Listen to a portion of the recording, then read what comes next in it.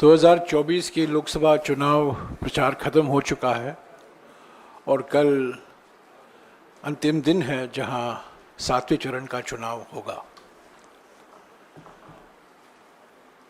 आज मैं जो हमारा चुनाव प्रचार था 13 अप्रैल से, उसके बारे में कुछ कहना चाहता हूं। हमने 77 दिनों में चुनाव आयोग को 118 शिकायतें प्रस्तुत की।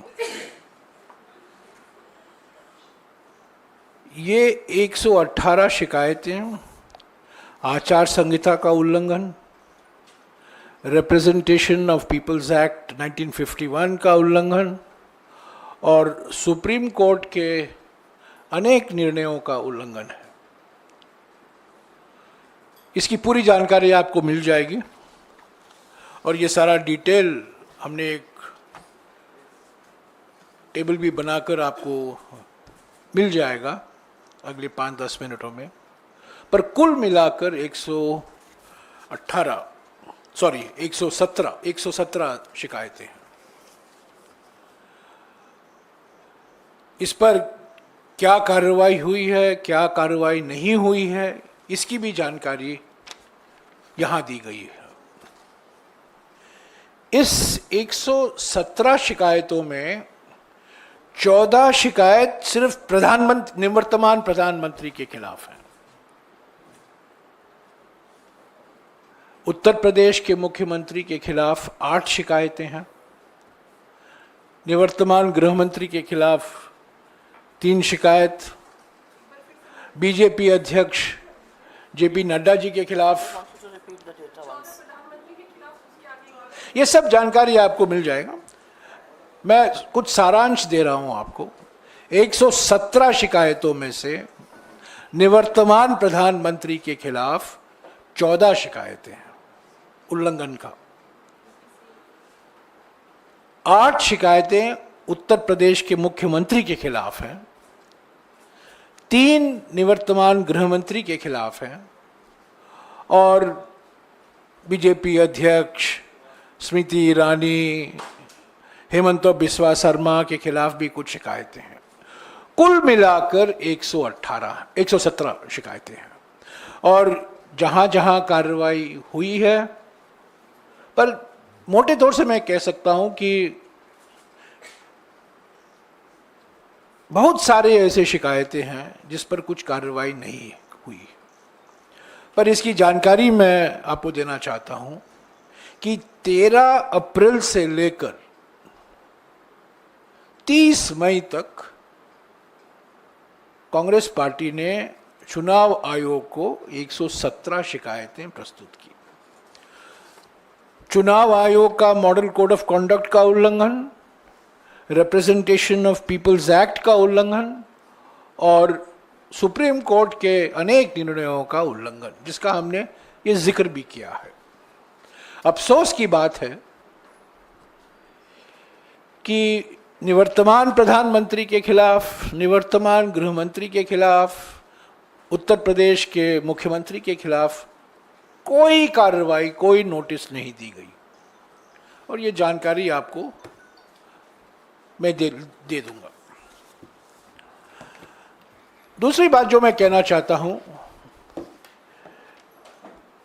पिछले 72 दिनों में जब से प्रधानमंत्री ने अपनी चुनाव प्रचार की शुरुआत की थी, पिछले 72 दिनों में हमने प्रधानमंत्री से 272 सवाल पूछे। खड़े हो जाए।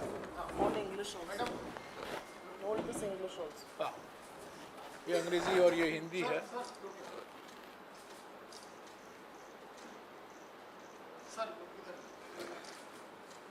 और ये सवाल जब कहीं जाते थे 3 या 4 सवाल हम उनसे पूछा करते थे। तो इस रिपोर्ट का शीर्षक है 72 दिन 272 सवाल, 0 जवाब, भाग मोदी भाग। तो ये सारे सवाल जो हमने उठाए हैं, आखिरी सवाल जो हमने उठाया था जब प्रधानमंत्री होशियारपुर गए थे, निवर्तमान प्रधानमंत्री होशियारपुर गए थे, तो 272 सवाल हमने पूछे हैं, एक जवाब भी नहीं आया है। पर प्रधानमंत्री ने एक चीज तो नोटिस उन्होंने कर ली और उनको थोड़ा बुरा लगा कि एक सवाल के संदर्भ में हमने निवर्तमान शब्द का इस्तेमाल नहीं किया था और उन्होंने कह दिया, देखिए अभी ये हमें निवर्तमान शब्द नहीं इस्तेमाल कर रहे हैं, इसका माने ये है कि हम हार मान गए हैं। वो गलती होगी, एक दिन एक सवाल के संदर्भ में वो निवर्तमान शब्द निकल गया, पर होशियारपुर तक हमने निवर्तमान प्रधानमंत्री शब्द का इस्तेमाल किया है, क्योंकि वो असली बात यह है कि वो निवर्तमान प्रधानमंत्री हैं। तो ये सवाल भी आपको मिल जाएगा। तीसरी बात, कांग्रेस पार्टी का जो अभियान रहा है, जो चुनाव प्रचार रहा है, बड़ा सकारात्मक एजेंडा और नैरेटिव जो तय किया गया है, ये भारत जोड़ो न्याय यात्रा का नतीजा है। पहली बार 23 जनवरी 2024 को राहुल गांधी जी ने गुवाहाटी में हमारे 5 न्याय का कार्यक्रम की घोषणा की थी। नारी न्याय, युवा न्याय, किसान न्याय, श्रमिक न्याय और हिस्सेदारी न्याय। 23 जनवरी को पहली बार राहुल जी ने ये 5 न्याय का कार्यक्रम का जिक्र किया था। 5 फरवरी 2024 को राहुल जी ने रांची में हिस्सेदारी न्याय की बात की और हिस्सेदारी न्याय को लेकर क्या हमारे 5 गारंटियां हैं उसका उन्होंने जिक्र किया। 13 फरवरी को अंबिकापुर में कांग्रेस अध्यक्ष मल्लिकार्जुन खड़गे जी और राहुल जी दोनों ने किसान न्याय को लेकर जो हमारे 5 गारंटियां हैं, एमएसपी को लेकर, कर्जा माफ गारंटी को लेकर जो 5 गारंटियां हैं उनकी घोषणा की। ये 13 फरवरी 2024 को। तब 7 मार्च 2024 को बांसवाड़ा में कांग्रेस अध्यक्ष मल्लिकार्जुन खड़गे जी और राहुल जी ने युवा न्याय को लेकर जो हमारे 5 गारंटियां हैं उसकी उन्होंने घोषणा की। 12 मार्च को नंदुरबार में राहुल जी ने कांग्रेस पार्टी के आदिवासी संकल्प, 5 सूत्री आदिवासी संकल्प, आदिवासी न्याय संकल्प की घोषणा की। 13 तारीख को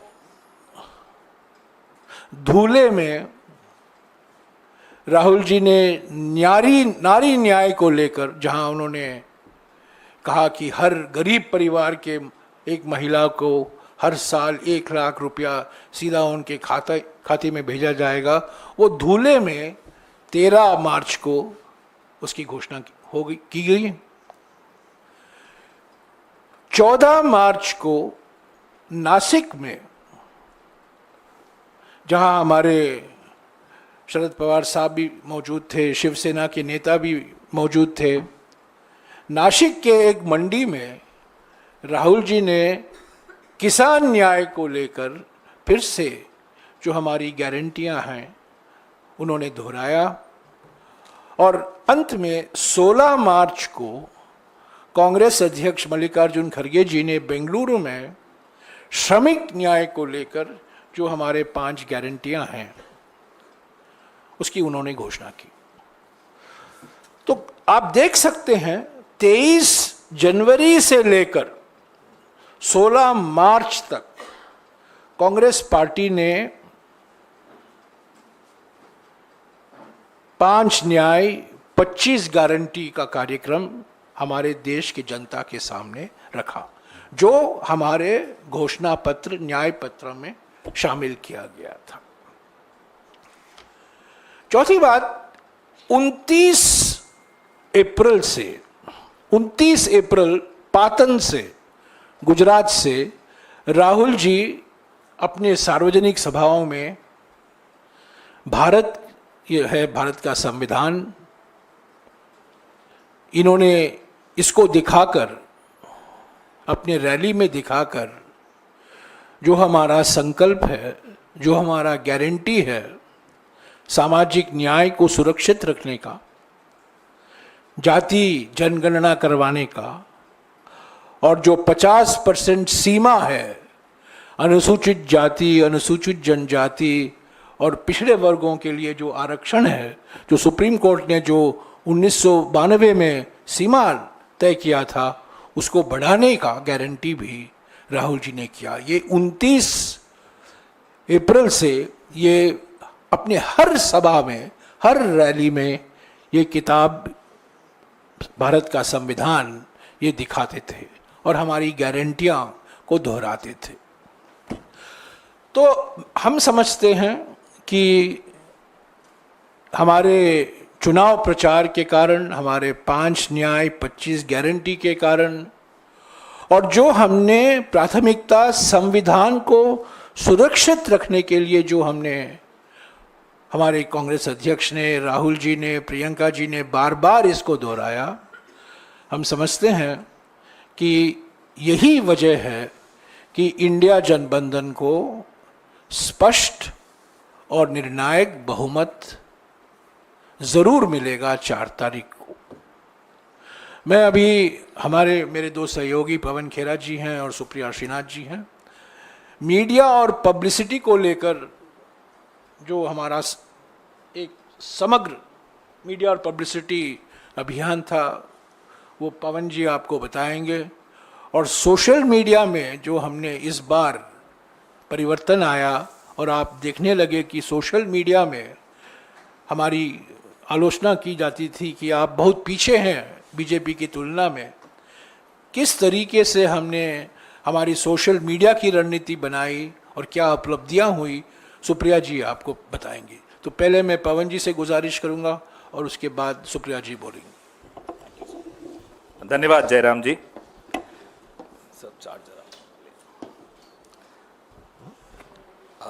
जब भी कोई चुनाव होता है, कोई भी पार्टी जब वोट मांगने जाती है तो अपने मुद्दे सामने रखती है, अपने प्रचार के जो स्तंभ होते हैं वो सबके सामने रखती है। ये हमारा एजेंडा है, ये हमारा नैरेटिव है, ये हमारी नीतियां रहेंगी।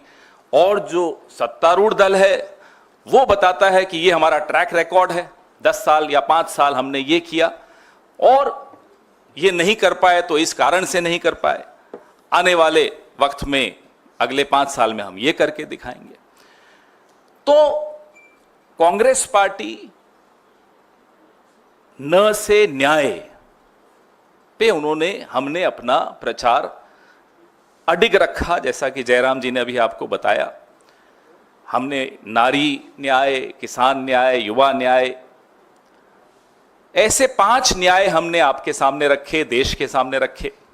और हमारे जो प्रधानमंत्री हैं, जिनको जयराम जी निवर्तमान कहते हैं, थोड़े दिनों में भूतपूर्व कहेंगे, प्रधानमंत्री जी ने और उनकी पार्टी ने म से अपना प्रचार रखा। मंदिर, मंगलसूत्र, मछली, मटन, मुसलमान, महात्मा, मेडिटेशन। मुजरा बीच में आया था, माफ करिएगा, मुजरा भी बीच में आ गया था। अब आप लोगों की चैनल्स पे मेडिटेशन बताया मैंने सर, अब वो ध्यान लगाने चले गए, जाना भी चाहिए। पूरे 10 साल ध्यान भटकाया जिस आदमी ने, अब वो ध्यान लगाने चले गए। और ऐसा लाइव ध्यान, कभी लाइव मेडिटेशन सुनी आपने? 9 कैमरा लगे हुए, अलग अलग पोज दिखाए जा रहे हैं।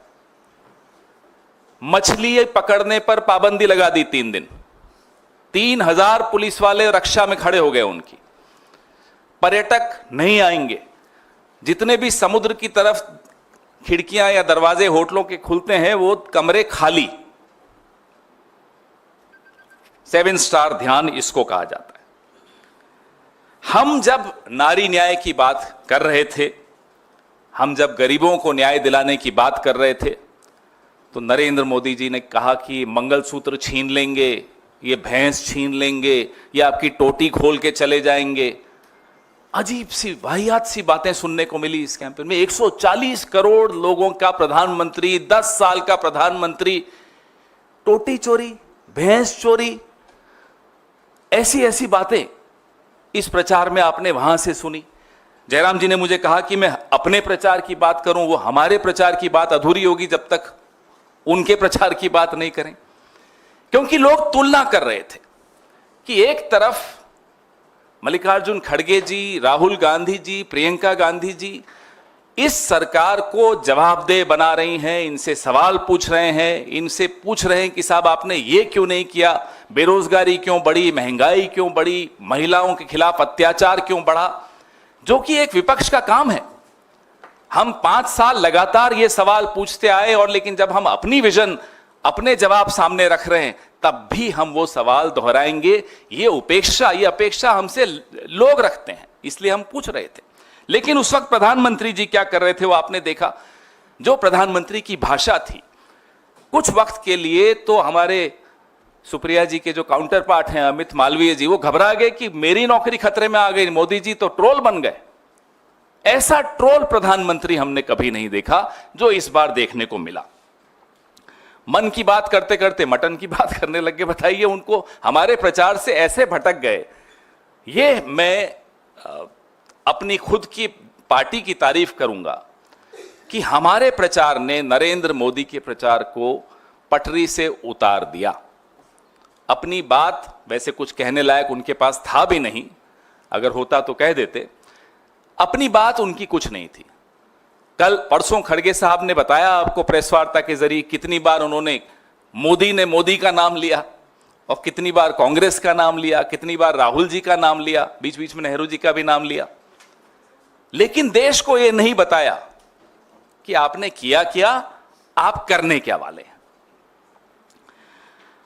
400 पार का जब नारा दिया इन लोगों ने, और 400 पार के नारे के बाद जो इनके मंसूबे थे, इनके कुछ नेताओं ने बताने शुरू किया। अनंत हेगड़े, ज्योति मिर्धा, दिया कुमारी, अरुण गोविल, लल्लू सिंह, इन तमाम नेताओं ने मंसूबे बताए कि संविधान बदल देंगे। उस दौरान हमारे नेता राहुल गांधी, हमारी नेता प्रियंका गांधी, हमारे राष्ट्रीय अध्यक्ष मल्लिकार्जुन खड़गे जी, हमारे जयराम रमेश जी जहां जहां प्रचार में जाते थे, संविधान को बचाने की मुहिम छेड़ दी।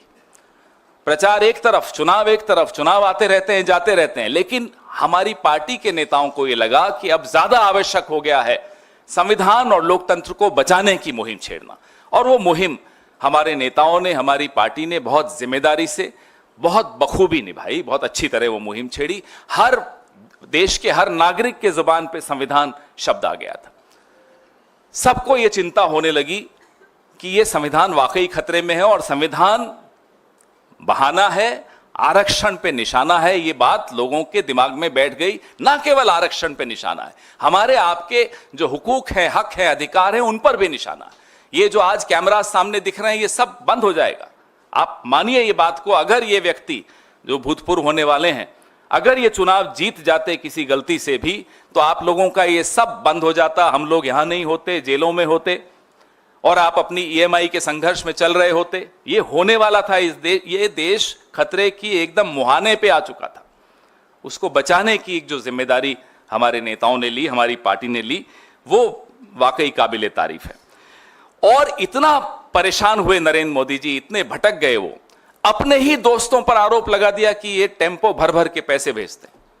जयराम जी और मैं रोज सुबह सुबह एआईसीसी के बाहर आके देखते थे कोई टेम्पो आए, कोई टेम्पो आया ही नहीं। एक बार वो टेम्पो निकलते थे, एड्रेस कहीं और का दे दिया था उनको, वहां चले जाते थे। एक टेम्पो नहीं आया, आया होता तो आपको और ज्यादा हम विज्ञापन देते, बता रहा हूं आपको। और इतना वो भटके कि अभी तक तो भगवानों की आपस में लड़ाई कराते थे। जो हमारे बुजुर्ग नेता जो रहे नहीं, अब नेहरू जी की लड़ाई पटेल से करा दी थी, सुभाष चंद्र बोस जी की लड़ाई करा दी थी, अब रविवार की लड़ाई शुक्रवार से करा दी जाते जाते। क्या रविवार को छुट्टी क्यों है, ईसाइयों का यह प्रभाव है? अरे प्रधानमंत्री जी 10 साल हो गए आपको, ये मुद्दे हैं आपके पास कि रविवार को छुट्टी होनी चाहिए या नहीं होनी चाहिए। वो जब बोल रहे थे उस दिन सोमवार था, उससे एक दिन पहले छुट्टी ली थी उन्होंने, प्रचार नहीं किया था। जयराम जी ने ट्वीट किया था कि आज प्रचार नहीं कर रहे। तो मैं आपको बताने की कोशिश कर रहा हूं कि कैसे उनका प्रचार भटक गया और कैसे डिरेल हो गया, जिसको इंग्लिश में कहते हैं। जाते जाते उन्होंने एक और बात ज्ञान की कर दी। ज्ञान के तो वो सागर है, एंटायर पॉलिटिकल साइंस है। बोले कि बापू को कोई जानता ही नहीं था, पिक्चर बनी तब से जानते थे। मोदी जी आप पर 100 पिक्चरें बन जाए ना, आपको लोग भूल जाएंगे।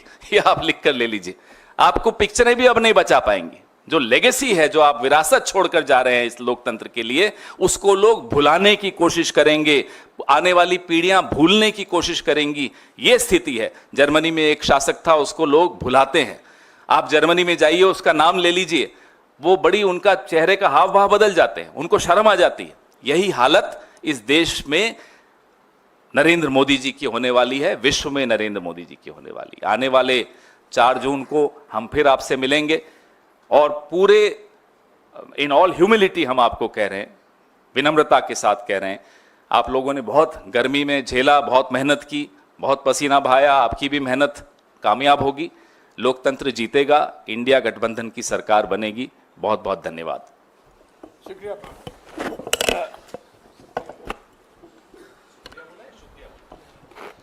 बहुत बहुत धन्यवाद पवन जी। आप कह रहे थे इन पर पिक्चरें 100 बन जाएं, एक बनी थी, 2 बार रिलीज हुई थी, फिर भी मुंह की खाई।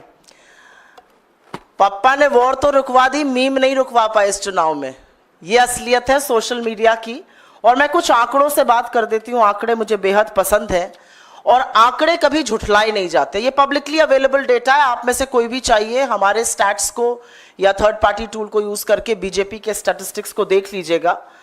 और ये दिखाता है कि लोग क्या सुन रहे थे इस चुनाव में, लोग क्या सुनना चाहते थे, लोग किसकी बात सुन रहे थे, लोग किन मुद्दों से प्रभावित हो रहे थे, लोगों का ध्यान किसने आकर्षित किया हुआ था। मैं आपको पहले डेटा देती हूं YouTube का, क्योंकि मेरा मानना है और तमाम लोगों का भी मानना है कि सोशल मीडिया के जितने भी प्लेटफॉर्म्स थे उसमें सबसे जरूरी प्लेटफॉर्म इस बार YouTube था, क्योंकि वीडियो की बहुत खपत थी और YouTube जिस तरह से गूगल लोडेड आता है बहुत बहुत ज्यादा प्रचलित था। YouTube पर मार्च से मई के बीच में, और मैं 16 मार्च के डेटा से बात करी क्योंकि जिस दिन चुनाव अनाउंस हुआ था उससे 30 मई तक का डेटा है, 613 मिलियन व्यू कांग्रेस पार्टी के थे, 150 मिलियन व्यू भाजपा के थे। तो कहीं ना कहीं YouTube पर भी लोग हमारी बात सुन रहे थे, हमारे नेताओं को सुन रहे थे, हमारी रैलियों को सुन रहे थे, हमारी प्रेस कॉन्फ्रेंस को सुन रहे थे।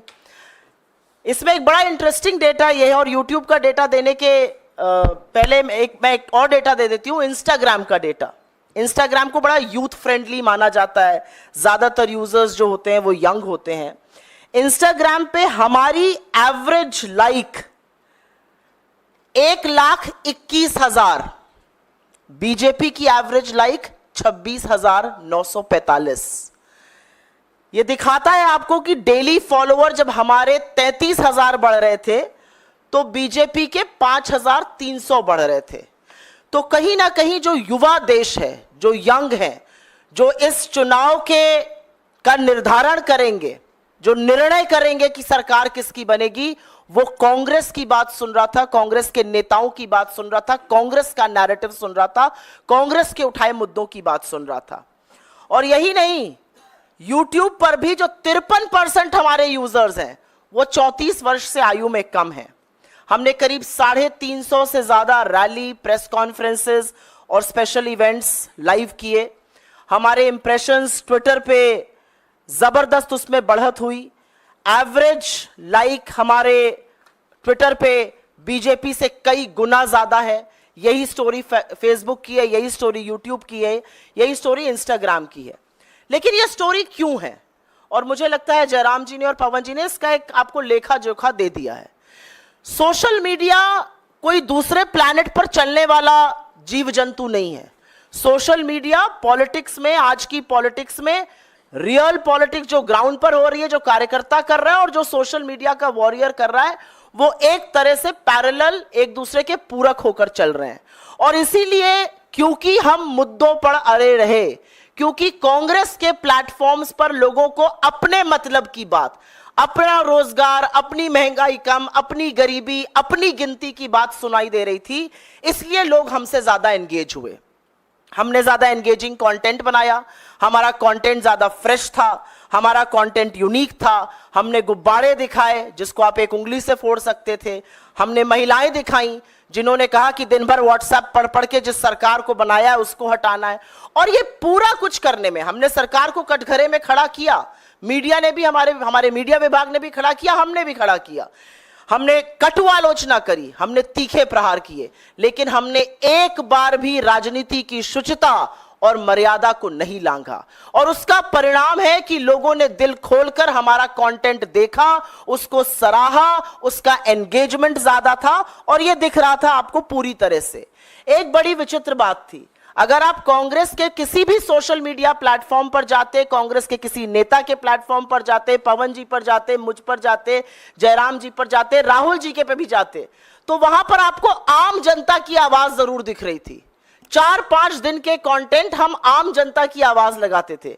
बीजेपी के पूरे सोशल मीडिया से, उनकी पूरी स्ट्रैटेजी से आम आदमी की आवाज पूरी तरह से गायब है। वही पेड एक्टर, वही इक्के दुक्के लोग और वही विभत्स बेवकूफी के ऐड। बीजेपी ने कहीं पर इस देश को बेवकूफ समझने की गलती की। इसलिए गलती अगर ये ना करते तो वो 2014 का जो कैंपेन था वो 2024 में रिपीट नहीं करते। कोई फ्रेशनेस नहीं, आपने एक एक्टर हायर कर लिया, उसको किसी राजनेता जैसा लगा दिया, उससे बेवकूफी के बयान आप कहलवाते जा रहे हैं। ये बहुत बोर हो चुकी है जनता। एंगेजमेंट दिखाता है कि जनता क्या सराह रही है और क्या नहीं। ऐसे भी दिन हमने देखे जब गृह मंत्री को 4 लोग सुन रहे थे, मोदी जी को 400 लोग बीजेपी के प्लेटफॉर्म पर सुन रहे थे और 4-4 लाख से 40 लाख लोग हमारे नेताओं को यूट्यूब प्लेटफॉर्म्स पे सुन रहे थे। हमने रियल टाइम फैक्ट चेक किया, बखिया उधेड़ी, कलई खोली बीजेपी के और मोदी जी के हर झूठ की। लेकिन हां, मैं यहां पर पूरी तरह से धन्यवाद, साधुवाद देना चाहती हूं अपनी लीडरशिप का। हमारे अध्यक्ष राहुल जी, प्रियंका जी, सब लोग, जयराम जी, हम लोग मुद्दों पर डटे रहे। हम बिल्कुल भी डिस्ट्रैक्ट नहीं हुए। हमारा मुद्दा महंगाई था, बेरोजगारी था, आर्थिक असमानता था, महिला सुरक्षा था, बदहाल किसान था, मजदूर जो मजबूर है वो था, और हमारा इशू था हाशिए पर जो लोग हैं वो मुख्य धारा में आए। क्योंकि हमने वो बात करी, लोगों ने हमारी बात सुनी।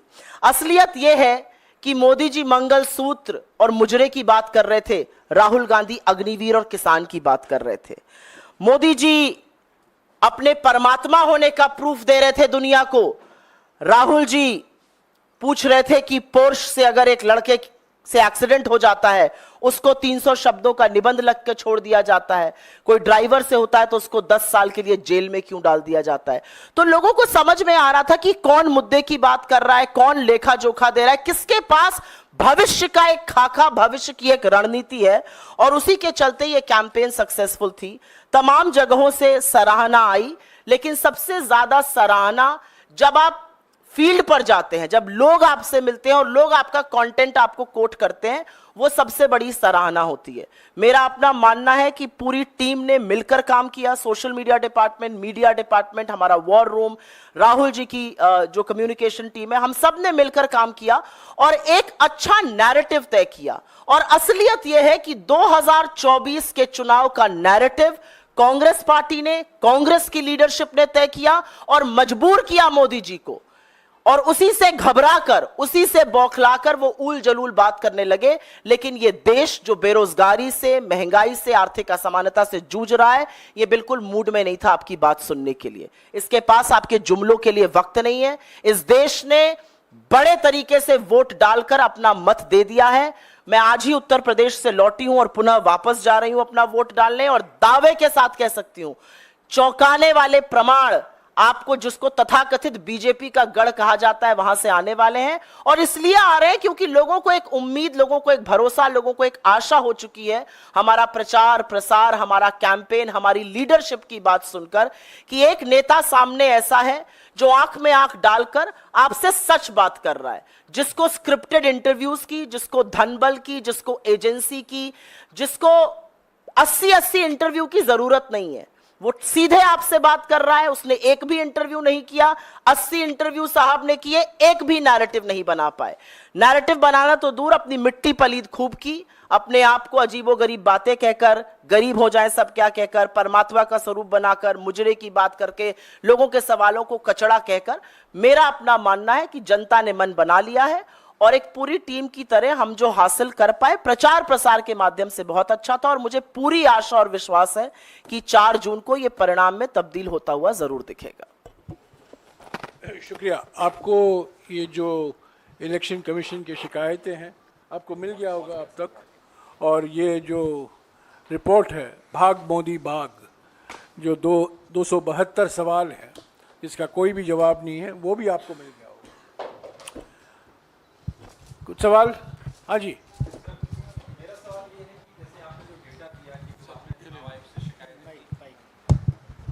क्या कुछ ऐसे इसका भी डेटा है कि कितने बार चुनाव आयोग ने आप लोगों को नोटिस जारी किया या उनको नोटिस जारी किया, उस पर एक्शन हुआ हो? नहीं, हमको भी नोटिस आए। आप जानते हैं कि हमने एक शिकायत की थी प्रधानमंत्री के खिलाफ, उस संदर्भ में उन्होंने प्रधानमंत्री को तो नोटिस नहीं भेजा, राहुल जी को भी नहीं भेजा, पर राहुल जी निशाना तो थे, पर खरगे जी को नोटिस आया और वहाँ नड्डा जी को नोटिस गया। पर जो हमारी शिकायत थी, जो 14 हमने प्रधानमंत्री, व्यक्तिगत रूप से हमने प्रधानमंत्री की भाषा के खिलाफ और उनके चुनाव प्रचार के खिलाफ जो हमने शिकायत की थी, उस पर कोई उन्होंने कार्रवाई नहीं की। अफसोस के साथ कहना पड़ता है, हम बार बार हर हफ्ते हम चुनाव आयोग से मिला करते थे और हम उनसे गुजारिश करते थे कि इस पर कार्रवाई हो, पर अफसोस की बात है कि 117 टोटल, कुल मिलाकर 117 शिकायतें हैं, उनमें से 14 सीधे प्रधानमंत्री से जुड़े हुए। जयराम जी, आप लोगों ने शिकायत की थी कि प्रधानमंत्री एक और बात मैं कहना चाहता हूँ, ये जो 117 शिकायतें हैं, ये AICC की तरफ से शिकायतें हैं। हमारे जो PCC हैं, Tripura PCC, Assam PCC, UPCC, Rajasthan PCC, वो अपना शिकायत अपने चुनाव आयोग में करते थे। ये सेंट्रल इलेक्शन कमीशन यानी स्टेट चुनाव आयोग नहीं, यहाँ के चुनाव आयोग AICC की तरफ से हमने 117 शिकायतें की हैं। ये 77 दिन का आंकड़ा है। पहला शिकायत हमने 13 तारीख मार्च को किया था और आखिरी शिकायत हमने 30 तारीख को, ये आप जानते हैं, ये गहरे चिंतन को लेकर हमने किया है।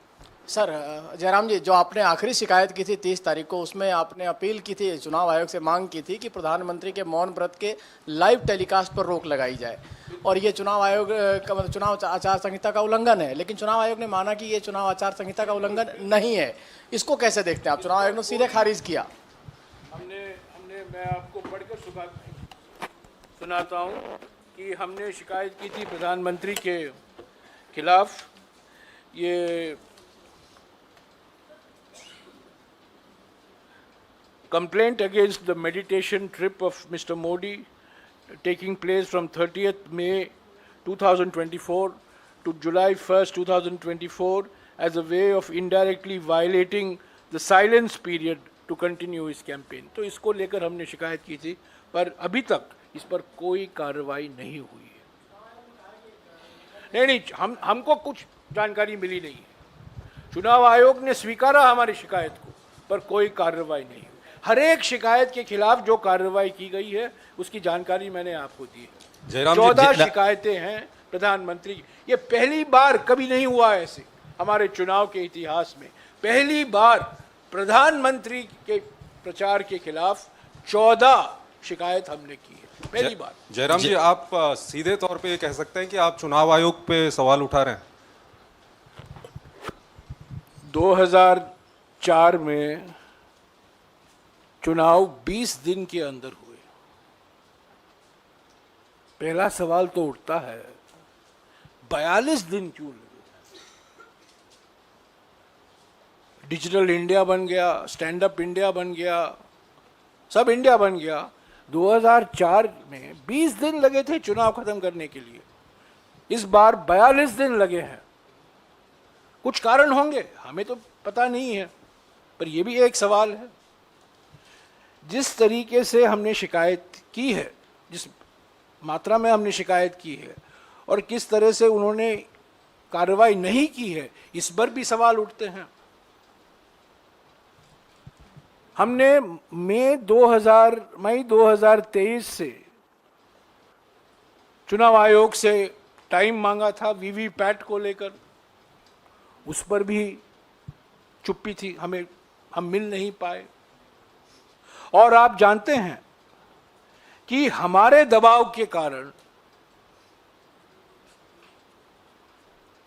चुनाव आयोग ने जो जानकारी उनको देना चाहिए था, जब चुनाव खत्म होता है 1 दिन के अंदर या 2 दिन के अंदर, पहले चरण की जानकारी 11 दिन के बाद उन्होंने दिया, आप जानते हैं, और सुप्रीम कोर्ट को भी कहना पड़ा। तो कई सवाल उठते हैं चुनाव आयोग के व्यवहार पर। चुनाव आयोग एक संवैधानिक संस्था है, हम चुनाव आयोग का बहुत सम्मान करते हैं, पर अफसोस की बात है कि इस बार निष्पक्षता हमें दिखाई नहीं दिया। सुप्रिया जी, एक सवाल इधर से है। सुप्रिया जी, आज कुछ जगहों पे ये खबर छपी है कि आपके शायद संज्ञान में आया होगा कि गार्जियन अखबार ने ये खबर लिखी है कि सोशल मीडिया प्लेटफॉर्म पे अपोजिशन के रीच को रेस्ट्रिक्ट करने के लिए इस पूरी चुनावी प्रक्रिया के शुरू होने से पहले सरकार ने या तो कोई डील किया या उनको दबाव में लाया। बावजूद इसके जो परफॉर्मेंस आप लोगों का रहा और ये जो खबर आई है, इसको लेकर आप क्या कहें? मैं सबसे पहले तो ये कहूंगी कि मुझे गार्जियन अखबार की खबर का जो संज्ञान है वो मिला सवेरे। मैं ना इसका खंडन कर सकती हूँ ना इसकी पुष्टि कर सकती हूँ, क्योंकि मेरे पास ऐसे कोई सबूत नहीं है। लेकिन असलियत यह है कि जो सप्रेशन होता है विपक्षी नेताओं के सोशल मीडिया अकाउंट्स के साथ, विपक्ष के सोशल मीडिया अकाउंट्स के साथ, वो पूरी तरह से साफ दिखता है। लेकिन उसके बावजूद भी अगर हम 5-5, 6-6 गुना हमारे इंप्रेशंस, हमारी रीच, हमारे व्यूज बीजेपी से कहीं बेहतर है, जबकि हमारे फॉलोअर्स उनसे कम है, क्योंकि हमारे रियल फॉलोअर्स हैं, हमारे बॉट्स नहीं है, तो ये अपने आप में एक कहानी बयां करता है। इसमें कोई दुरेज नहीं है मुझे कहने का कि विपक्ष के तमाम जो अच्छे अकाउंट्स थे, जो अकाउंट्स हमारे समर्थकों के थे, जो हमारी पार्टी का हिस्सा भी नहीं है, जो वॉलंटियर्स होते हैं, उनको सस्पेंड करने का, उनको अकाउंट रिस्ट्रिक्ट करने का, उनको इंडिया में बैन करने का लगातार इस सरकार ने काम किया। और सिर्फ इसलिए किया क्योंकि कोई किसानों की बात कर रहा था, कोई लोकतंत्र की बात कर रहा था, कोई कॉन्स्टिट्यूशन की बात कर रहा था। मेरे पास खुद मेल आया ट्विटर से और उसमें था कि मैंने कुछ कॉन्स्टिट्यूशन पे बोला था, उन्होंने कहा आप इस पे नहीं बोल सकते, आपको ये रिस्ट्रिक्ट है। मैंने नहीं हटाया, वो आपको रिस्ट्रिक्ट करनी है रीच, मेरी रीच रिस्ट्रिक्ट करिए। पर मेरा अपना मानना है कि जिस तरह से सरकार दखल अंदाजी करती है, जिस तरह से सरकार सोशल मीडिया प्लेटफॉर्म्स को मैनिपुलेट करने का, जिस तरह से ministry of IT and information लिखती है चिट्ठियां इन प्लेटफॉर्म्स को, वो किसी से छुपा हुआ नहीं है। और वो कई बार उन्होंने खुलकर सामने आकर भी कहा है कि ऐसा ऐसा लिखकर आया है, हम इससे सहमत नहीं है, लेकिन क्योंकि सरकार की ओर से लिख के आया है, हमें इस अकाउंट को बैन करना पड़ रहा है। लेकिन उसके बावजूद भी अगर हम इतना अच्छा परफॉर्म कर रहे हैं तो कुछ तो हमने अच्छा किया होगा।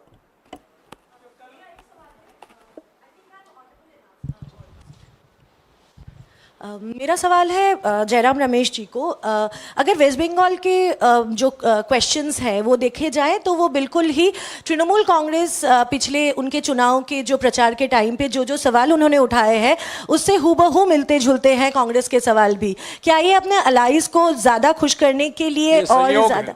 ये संयोग है, इसमें कोई राजनीति नहीं है।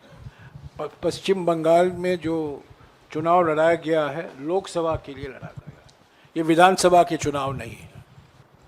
और हम बीजेपी के खिलाफ लड़ रहे हैं, ये विधानसभा चुनाव नहीं है। और टीएमसी के नेता ने खुद कहा है कि मैं इंडिया जनबंधन को समर्थन देती हूँ। टीएमसी इंडिया जनबंधन का हिस्सा है।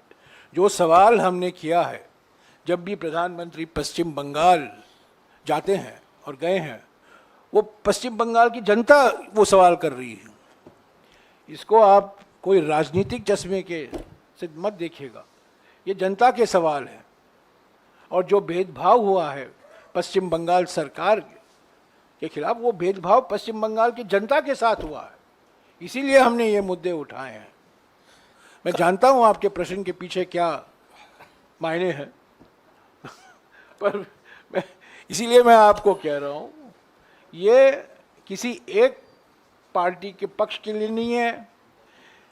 पर यह बात सही है कि ये सवाल टीएमसी भी उठा रही है, और ये सवाल कुछ बीजेपी के नेता ने भी उठाया है पश्चिम बंगाल में, क्यों हमारे खिलाफ भेदभाव किया जा रहा है। तो ये पश्चिम बंगाल के सवाल पश्चिम बंगाल की जनता की चिंता है, इसीलिए हमने उठाया। कल राहुल गांधी ने एक वीडियो जारी किया था और उसमें उन्होंने ये अपील की है कि अंतिम समय तक पोलिंग बूथ और स्ट्रांग रूम पर नज़र बनाए रखें।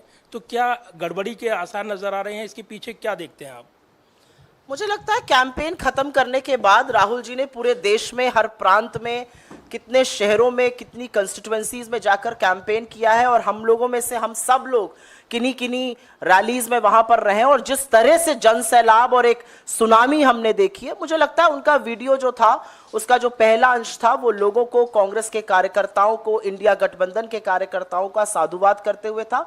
और उन्होंने बिल्कुल सही कहा कि आप लोग मुस्तैदी से डटे रहिएगा और ईवीएम पर नजर रखिएगा, पोलिंग पर आखिरी दम तक रहिएगा जब तक काउंटिंग हो रही है। इसमें कहने में क्या दिक्कत है?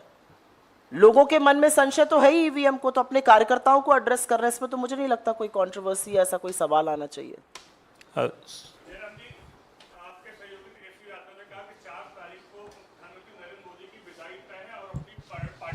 के लिए हमारे चाचा नीतीश जी पलटी मारेंगे। अगर नीतीश वापस इंडिया गठबंधन में आते हैं तो क्या आप लोग स्वीकार करेंगे उन्हें? पलटी मारने का उनकी आदत है, पुरानी आदत है, क्या करें। 4 तारीख को करेंगे क्या मुझे जानकारी नहीं है, पर उनको, उनके बावजूद हमको जनादेश मिलने वाला है, इंडिया जनबंधन को जनादेश मिलने वाला है। जेडीयू की कोई ज़रूरत नहीं होगी जनादेश मिलने के लिए। आप देखेंगे बिहार के जो नतीजे आएंगे वो बहुत आश्चर्यजनक होगा, और पलटी की कोई ज़रूरत नहीं होगी। सुप्रिया मैम, आपसे सवाल था इधर से। अगर जो लोग पलटी करना चाहते हैं उनको हम रोक नहीं सकते ना। सुप्रिया मैम, आपने पूरा डेटा एनालाइज कर लिया, किस ये डेटा हम आपके साथ साझा भी कर नहीं, वही मैं कह रहा हूँ, आपने एनालाइज ये भी कर लिया कि किस एज ग्रुप ने देखा, कितना देखा, रीच भी कर ली। तो आप लोगों ने ये भी क्या एनालाइज कर लिया कि कितने वोट आपको पड़ रहे हैं और कितनी सीटें आप लेके आ रहे हैं? स्पष्ट बहुमत की सरकार बन रही है, ये जयराम जी ने कहा। मुझे नहीं लगता कि ये कुछ हंसी मजाक की बात है, क्योंकि जो डेटा हमारा है वो फैक्चुअल डेटा है, वो पब्लिकली अवेलेबल डेटा है। ये डेटा हमने अपने घर में बैठ के खादान में तो बनाया नहीं है। तो जो लोग हमें देख रहे हैं, हमारे इंप्रेशंस आ रहे हैं, हमारे व्यूज आ रहे हैं, हमारा एंगेजमेंट आ रहा है, कमेंट आ रहा है, लाइक आ रहा है, उस डेटा को हम आपके साथ साझा कर रहे हैं। आप जब वीडियो देखते हैं और आप लोग सब लोग रील वगैरह देखते हैं, जो पसंद आती है उसी को लाइक करते हैं, जो पसंद नहीं आती उसको लाइक नहीं करते। तो अगर 5 गुना लोग हमारे कहे हुए मुद्दों को, हमारे लीडर्स के वीडियो को, हमारी रैलीज के वीडियो को, हमारी प्रेस कॉन्फ्रेंसेस को लाइक कर रहे हैं, तो कहीं ना कहीं वो हमसे प्रभावित है, और जो हमसे प्रभावित है वो जाकर इंडिया गठबंधन वाले निशान पर ही button दबाएगा। Supriya ma'am, ma'am, two questions. First is that Prajwal Revanna is now being taken into the custody, but a lot of let's leaders focus are. on the election campaign. But sir, it is related We'll- to because many of the leaders have questioned about the timing discuss also, the that Revanna why case such date is separately. being used. Let's focus. This press conference is on the election campaign. Your question is an important question. I'll answer it separately. हाँ जी, Poonam. Sir, प्रचार का अंतिम दिन भी चला गया, आपका last phase का कल चुनाव है, तो आपके पास इतने सारे आंकड़े आ गए हैं, तो किस आधार पर कांग्रेस के पास ये कहना है कि वो गठबंधन के साथ पूर्ण बहुमत आ रही है? उत्तर प्रदेश है, आप जहाँ पे आपकी परफॉर्मेंस जैसा कि सुनने में आ रहा है आउटस्टैंडिंग है, तो वो क्या कारण है और पार्टी कुल कितनी सीटें लेकर आ रही है? मैंने आपको पहले दिन 2 चरणों के बाद जो रुझान आए थे, मैंने कहा था कि इंडिया जनबंधन को स्पष्ट और निर्णायक जनादेश मिलना तय हो गया है।